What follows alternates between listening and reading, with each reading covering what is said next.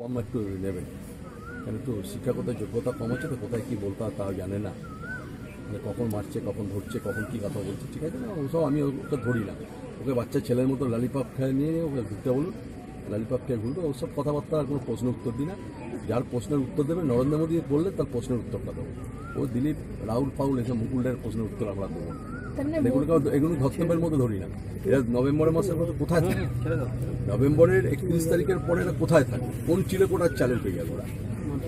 কোন বাড়িতে থাকবে? তা খুঁজুক, সেই বাড়িগুলো খুঁজে নিক, আগে জায়গাগুলো খুঁজে নিক। আজকে পরপর 3টে কর্মী খুন হয়েছে।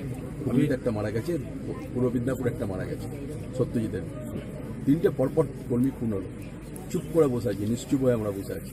প্রশাসন আমাদের সাথে রয়েছে, আর আমরা রক্তের বদলে রক্তের খেলা তো খেলি না, আমরা হিংসার খেলা খেলি না, মারের বদলে মারি না। মারের বদলে মারলে দিলীপকেও খুঁজে পাওয়া যাবে না, মুকুলকেও খুঁজে পাওয়া যাবে, রাহুলকেও খুঁজে পাওয়া যাবে। যদি মারতে শুরু করি আমরা মারি না, আমরা তো করি না। আমরা জবাবটা দেবো ব্যালটে জবাব, আমরা বক্সে মেশিন টিপে জবাব দেবে, রাজনৈতিক জবাব দেবো। শেষ দেখে মতুয়ারা ছাড়বে অবশ্যই। মতুয়া তাদের একাগ্রতা জানেন না, মতুয়ারা কী জায়গায় দাঁড়িয়ে আছে। বাংলায় একটা বড় পার্সেন্টেজ তার নেতৃত্ব দেয় মমতা, তার নেতৃত্ব। সর্বোপরি বড় মা এখনও বেঁচে রয়েছেন, 100 বছরের পরদিনে বেঁচে রয়েছেন। তিনি মমতা ঠাকুরকে অ্যাডভাইস দিয়ে যাচ্ছেন অলটাই, তিনি বলেও যাচ্ছেন সমস্ত। না, এটা বলার কোনো ভাষা নেই আমার। আমি যে কথা বলবো, যে সত্যজিতের মৃত্যুর প্রতিশোধ আমরা নেবই, আমরা মেরে প্রতিশোধ নেবো, আমরা রাজনৈতিক প্রতিশোধ খুন করে দিয়ে যাচ্ছে। তার মানে কারোর মদত আছে, এই মদতটা তারা কে?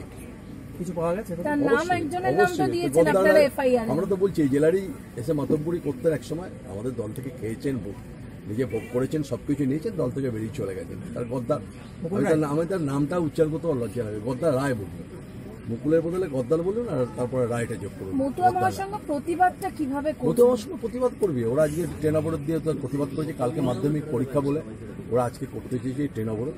এরপরে ধারাবাহিকভাবে ওদের প্রোগ্রাম আছে। ঠাকুরবাড়িতে ওরা একটা নিজের একটা, আগে ওদের অল ইন্ডিয়া মতুয়া মহাসংঘ একটা বসছে, বৈঠকে বসবেন। তারপর ওরা একটা শোক সভা করবে। এখানেও একটা আমাদের সভা হবে পরবর্তীকালে, উচ্চ মাধ্যমিক শেষ হয়ে গেলে তারপর আমরা একটা প্রোগ্রাম করবো, এখানেই করবো। যে মাঠে পড়েছে সেই মাঠে আমাদের একটা প্রোগ্রাম হবে। কারণ সত্যজিৎ একটা সম্পদ, সত্যজিৎ একমাত্র একটা অ্যাসেট ছিল।